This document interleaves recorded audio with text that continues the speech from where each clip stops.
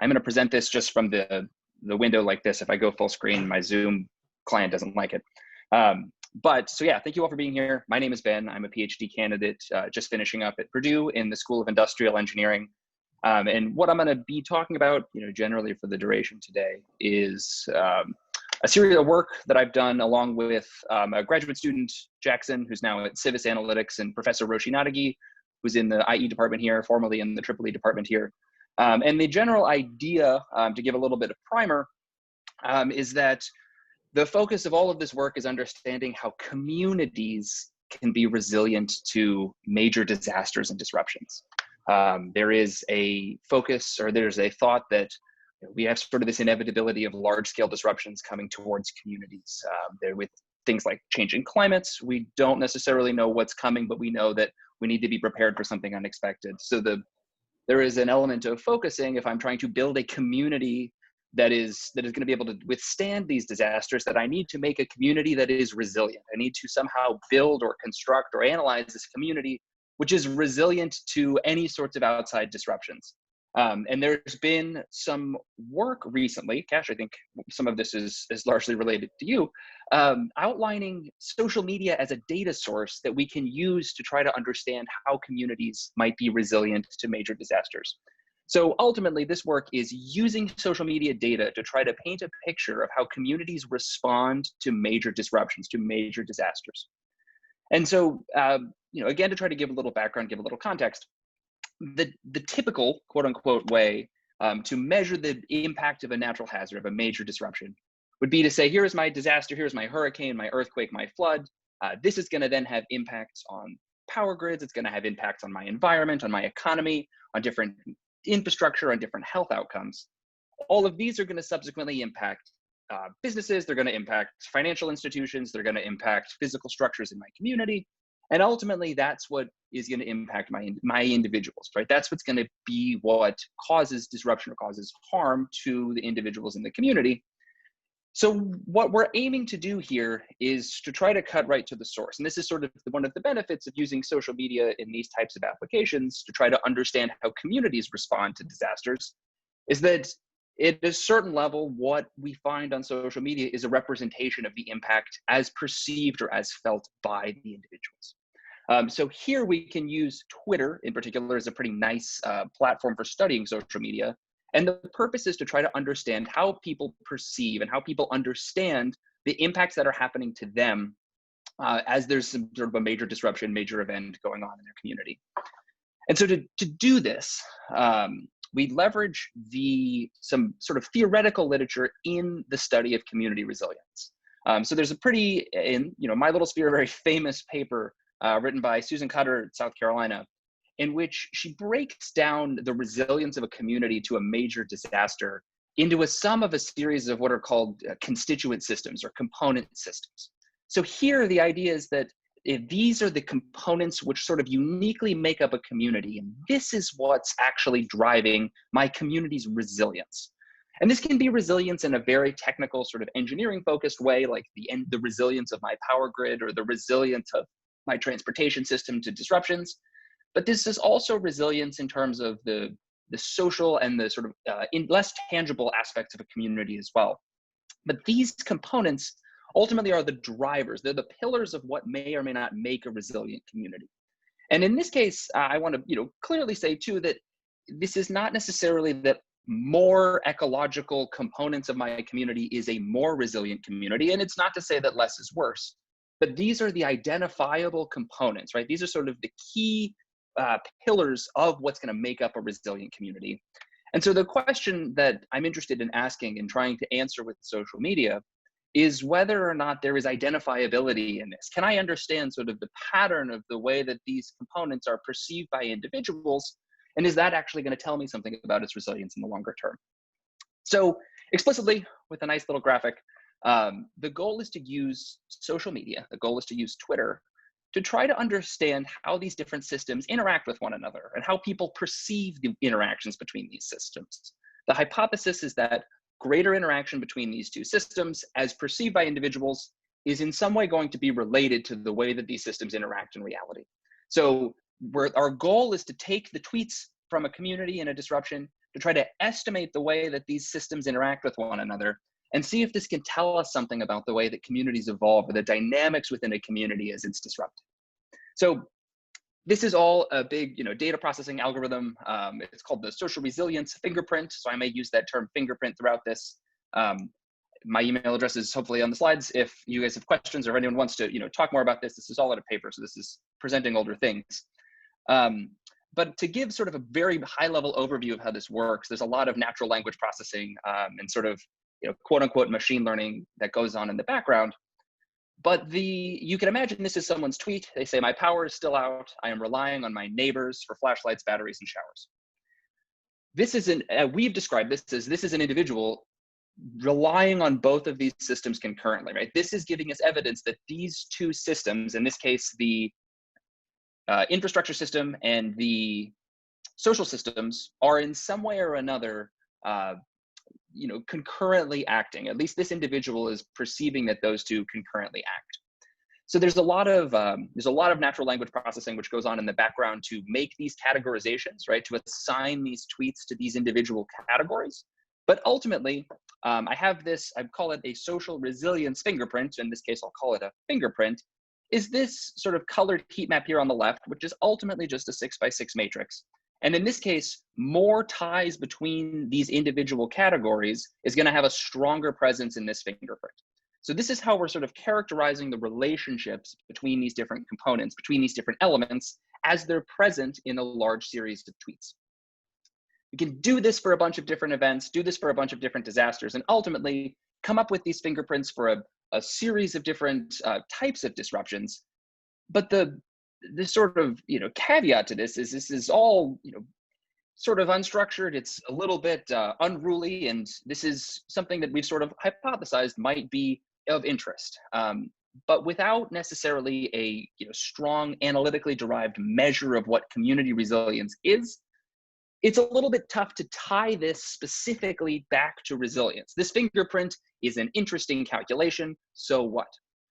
So the ways to assess the validity of these, we've sort of proposed two hypotheses and then set out to try to show that these might be true. The first hypothesis is that there's going to be similarity in these fingerprints across different types of events. So the hope would be that something like a hurricane there's elements of a hurricane which create an identifiable or a sort of easy to detect fingerprint that might be different than another type of disaster or another type of social disruption. And then the hope is that if these trends exist, that we can figure out why they might be similar, what drives these similarities, what components of these fingerprints are sort of contributing to this identifiability. So we do this for 15 different events, namely hurricanes, global public health crises, political events like Brexit, a couple different earthquakes that happen all over the world, some political events like the riots in Charlottesville a few years ago and the shooting in Las Vegas, other political events. Ireland passed a constitutional amendment banning abortion, and then some sort of non-resilience testing events. So the death of Aretha Franklin is in here, and a solar eclipse is in here as events that were major Twitter discussions, but don't necessarily show up as being something that's actually testing the resilience of my community in the same way that maybe an earthquake or a hurricane would. So we compute these. We compute these fingerprints for all of these different events. I hope you brought your glasses. This is more just to show that this has been done. But ultimately, each one of these events, if you look at it even briefly, you can kind of start to see trends. In a lot of them, there's this sort of blue, which indicates a lower occurrence in the left and on the top of these fingerprints, which is showing that there's not a lot of ecologically based tweets in these. And that makes a lot of sense for something like the Las Vegas shootings or the death of Aretha Franklin or a political event. And then there's some other trends. If you start to look a little bit more closely, you can see how different events might become, more have identifiable characteristics. But ultimately, each one of these is a matrix, right? Every one of these heat maps is just a 6x6 matrix. So we can do some sort of interesting downstream data processing, data analytics on these fingerprints to try to understand or try to answer some of these earlier hypotheses. So I'm still using heat maps now, but they mean a different thing in this slide. So what you can actually do, or what the next step in this was calculating the distance, the numerical distance, in this case using a Spearman calculation, between each of these matrices. So you look at the distance between my one 6x6 matrix and all the other 6x6 matrices. And then we can actually plot those distances. So in this case, red is a closer distance, blue is farther away. And then you can do this pairwise ordering on both the X and Y axis at the same time. And the idea is that these clusters of red squares indicate a cluster of events which all have strong similarity to one another. So here, some of these hypotheses are starting to bear out a little bit. This strong cluster of red events in the bottom left are all of my hurricanes. And then I have a clustering of a lot of my political events. There's certainly some outliers in this. By no means is this perfectly clean information, but it's providing evidence, and there's some statistical ways to back this up as well. It's providing evidence that these different similar types of events ultimately have similar fingerprints. And there are trends in that the hurricanes have a sort of uniquely identifiable fingerprint in this way that people perceive their communities interacting with one another. So I want to then ask what drives this similarity. You can sort of heuristically evaluate that there's less of certain components and more of others by looking at the heat maps. But we actually can do a principal component decomposition of all of these matrices at the same time and can start to understand how they might be similar to one another and what drives this similarity. So in this case, this is a PCA plot. This is a PCA biplot. And so the directions in the X, positive and negative, is the direction which separates these events the most. And then my Y up and down is what separates them the second most. So this is trying to maximize the sort of spread between the events that are out there. And then I've done a clustering on them to try to show the different, these convex hulls to show, generally, if I try to cluster these events, gives me a visual. And then the arrows are the individual variables. So the actual IJ components of these matrices, which contribute most heavily to the similarity in any one of these directions. And so the strong takeaway from this, in gray, these little gray triangles in the third and fourth quadrant of this plot are all of my hurricanes. And they fall very closely around my first principal component along my x-axis in a negative direction. And what drives this, the variables that are also correlated with this change, all have to deal with the ecological perceptions of individuals. So what we see is in hurricanes, people perceive the ecological systems in their community as being tested or as being involved in the community response more. We detect that in the tweets, and that's what's strongly separating hurricanes from other types of events. So this XY axis is mostly to deal with ecology. The x-axis positive and negative. The y-axis positive and negative includes, generally in positive Y, we see events which are associated with higher quality of life changes or economic consequences, and generally negative Y is events which are more social in nature. So we see these different types of clusterings in both the positive and the negative based on different types of events.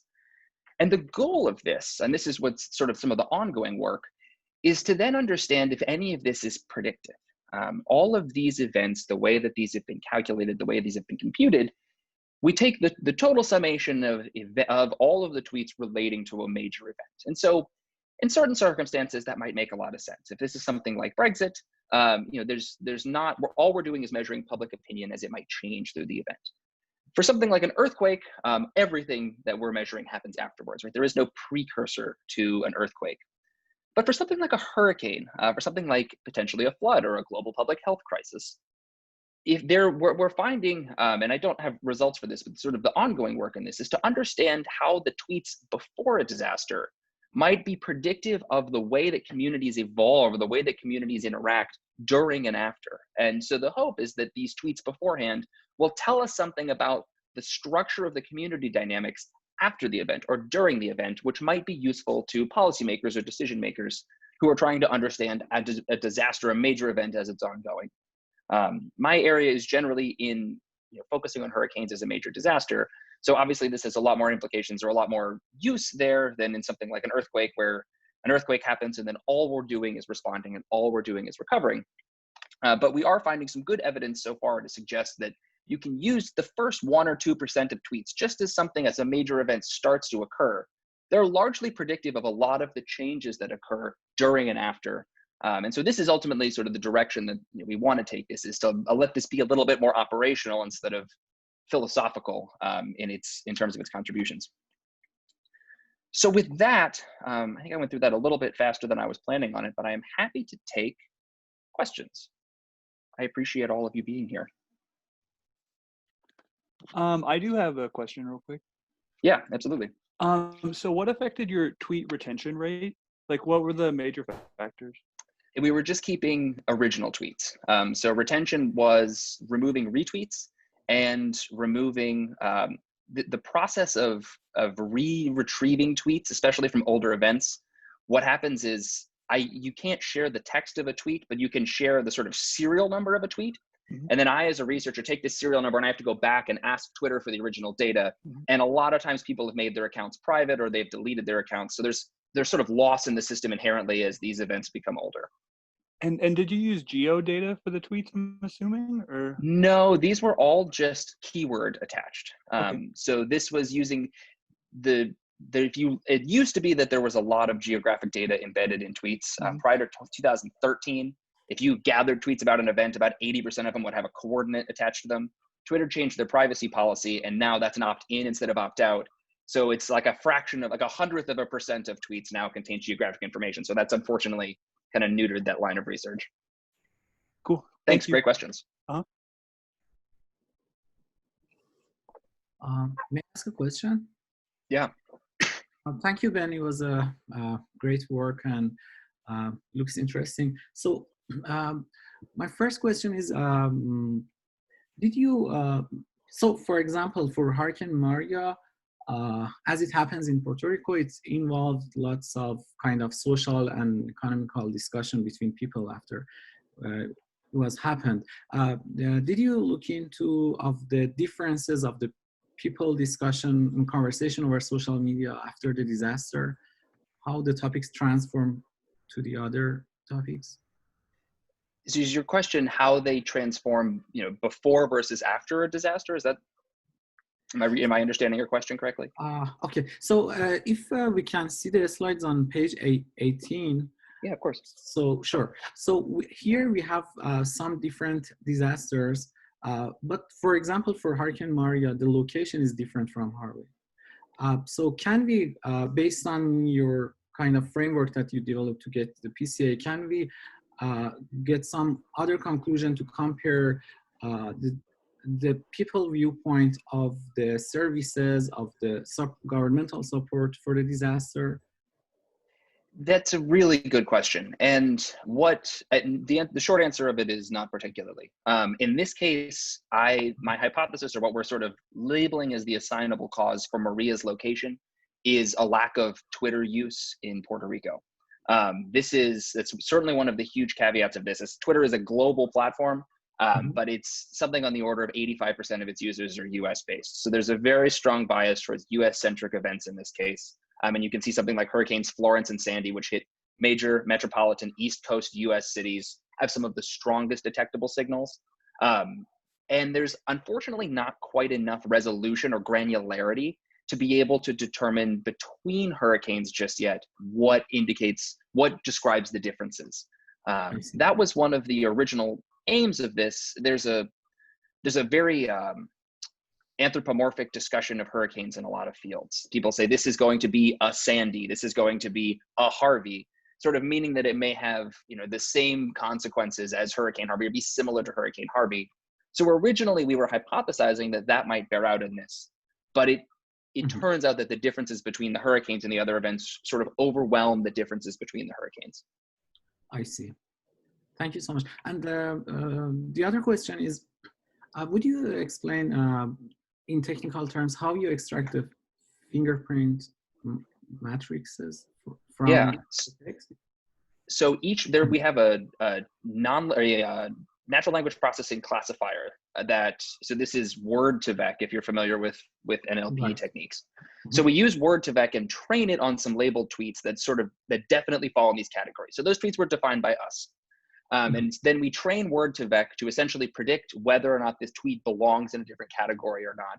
And so each tweet is assigned if the probability of a tweet belonging in a category is above a certain threshold, the matrix in the IJ gets a 1. And then we just increment those. So each one of these matrices is just counting the number of predicted co-associations of 2 different categories. So we use an NLP technique, and originally we did this manually, and just looked for which ones might have, both of these events occurring. But to do the 150 million tweets, obviously that doesn't work super well. So each one of these matrix elements is just the straight up number of tweets that occur in both categories, and then the matrices are scaled to remove tweet volume as sort of a significant predictor. Mm-hmm. Thank you so much. Good. Yeah, thank you. Hi, I have a follow-up question to that, and I think it's related to slide 3. Let's see here. I'm having to move my I Zoom think it was window 3. around so I can see everything. I came in kind of late. Oh, 4. Sorry, it's 4. Perfect. Yep. 4. Oh no, it wasn't 4. It's 8. I'm looking at your slides on the side. Yep. No, okay, go to 8. This is great. Yeah. Or Perfect. is it? Oh no, 6. I can't see. Okay, there we go. So you listed these components of community resilience, if you could, and I was just curious, when trying to identify indicators for health and wellness, what specific words were you looking at? That's a good question. Mm-hmm. And that's a really sort of there's a very strong sensitivity in all of this to these sort of original words that are used to manually code these tweets into different categories. Mm-hmm. So for the way we did this was by using a panel of individuals, and gave them discussions. There's the paper that sort of came up with these categorizations describes, I don't remember what health and wellness is off the top of my head. Okay. But I actually think I have it in a backup slide. Let me see, I think I have these categories here. So health and wellness is what we've mapped this to quality of life, was like a slight change in order to match this to the Twitter data a little bit more. But discussions of individual wealth, so these are some strong keywords in the second column that came out of these tweets. So health, hospital, well-being. We tried to incorporate mental health to the best of our abilities, but generally it was referring to people describing their own health outcomes was what labeled tweets as quality of life. Mm-hmm. Okay. Yep. Thank you. That was my question. Thank you. Mm-hmm. I had one more, if that's okay. Absolutely. Okay, cool. So for your word dev, did you tokenize like in keywords or the whole sentences, or did you take any like irrelevant words out of there? Used a stop word filtering to try to get rid of the most commonly used words are not at all relevant. The, of, and, id. So we filtered out a series of stop words, and then there's a lot of Twitter specific stop words that you need to get rid of, like RT shows up a lot because people say they're going to retweet something, and there's a lot of swear words that we got rid of so we could actually publish these figures and feel good about ourselves. But that was most of so it was just getting rid of stop words. Otherwise we used the whole tweet, tokenized each word individually, and that's what went into the word dev. And then that to remove the stop words, was that a part of the word dev library, or was that a separate library? It's called it's just a matching. So you just look and say, here's my list of my top 100 words. And then you're just looking to find those that get pulled out of there. The other component of this, talking in the weeds about the natural language processing, is we used a stemming step as well. So there's a thing called the Porter stemming algorithm, and it turns ecological and ecology into the same root. And it's heuristic. By no means is it perfect. But it tries to do as much, removing of the ending of words to get at the root. So then that way ecology and ecological don't show up as different things. They show up as the same word. Cool. Thank you.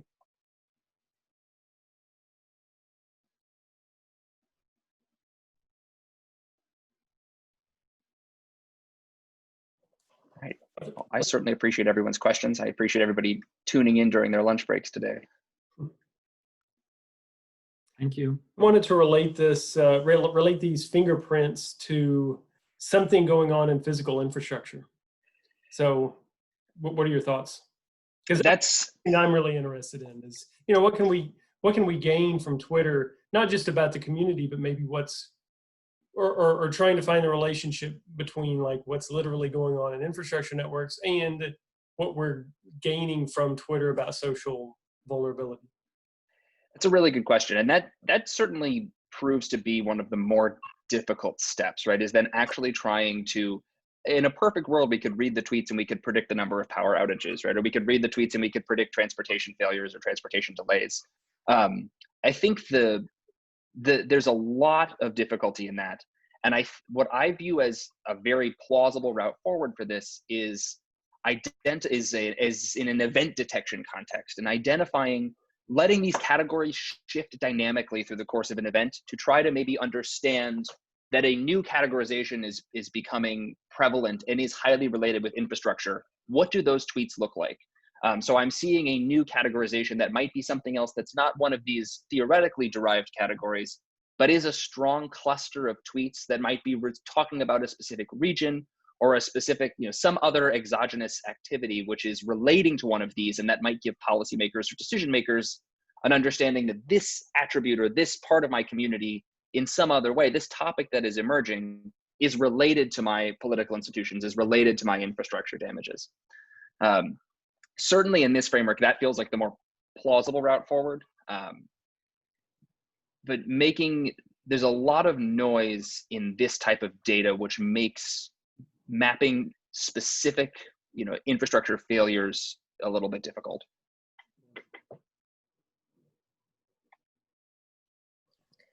How do you deal with these anomalous data, like fake news or?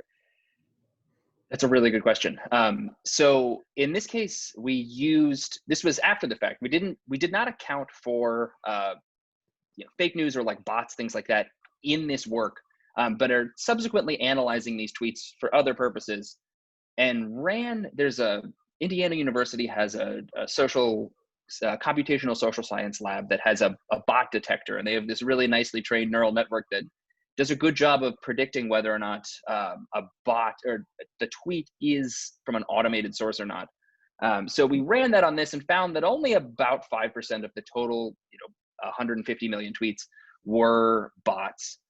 So that gave us some confidence that if there is, misinformation, it's human to human misinformation. It's someone, specifically spewing spewing wrong information. Not necessarily a strong way to account for that, but our hope was that there weren't a lot. What we have found is that there's not a lot of automated influence in these data sets. But that's a really good question, and I think I'm trying to remember who. I know I recently read a lot of work that's sort of working to try to identify how fake news or how information spreads in these types of disasters, because it's a really rich. There's a lot of rich interpersonal data that you can gather from these types of events.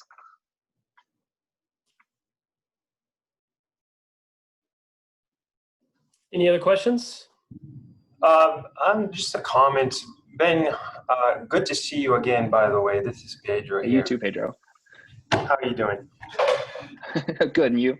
Good. So anyway, I wanted to extend the discussion on the issue related to bots, because one of the most recent events that we had to deal with, which very well applies to your research, is the COVID-19 related challenges that we've all been facing. And the MIT Technology Review website published an opinion article in late May saying that 45 to 60% of accounts on Twitter pushing for reopening the economy were bots.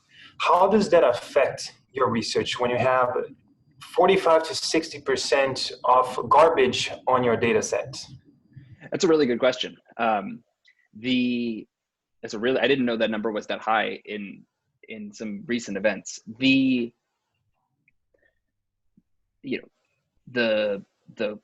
quick answer to that would be that I hope I would view there being a strong incentive to push for reopening, right? So these bots are going to be run by someone with an agenda or, trying to push a particular type of information.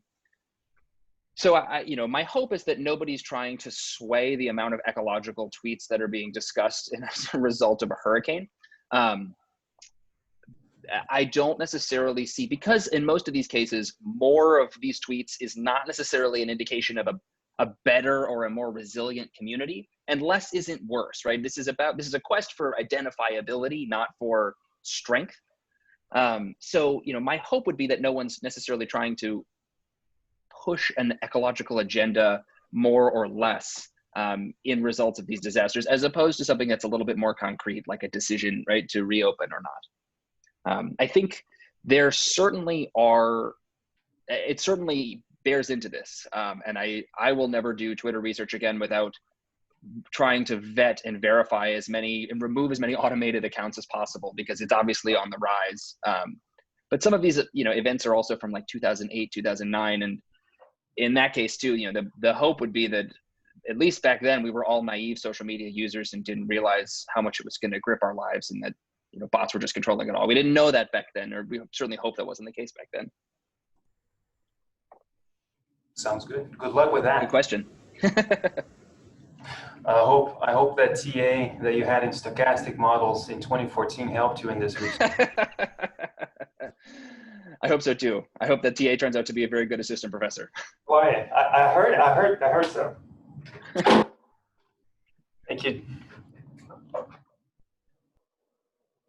Any other questions? So Ben, you said you were wrapping up this summer, is that right? Or yeah, early fall. Okay, and then what's next?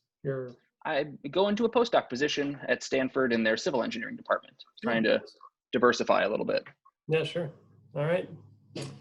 Well, thanks so much, everyone, for joining us today. And again, next week, same time.